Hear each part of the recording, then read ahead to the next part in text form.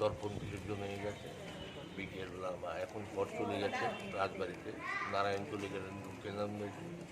বিকেলবেলা আমাদের মার বরণ হবে, বরণের পরে মাকে নিয়ে আমরা বেরোবো। এখানে রাষ্ট্রীয় সালামি হবে, তারপর আমরা দশমী ঘাটে গিয়ে গঙ্গা পূজার পরে আমরা মাকে বিসর্জন করবো। তারপর রাত্রিবেলা সিংহাসন কোঠায় সাধ্যে আশীর্বাদ তীর্থ দশমী আমরা 6:30টায় বেরোবো, সন্ধ্যাটা উত্তরালের পরে বেরোবো।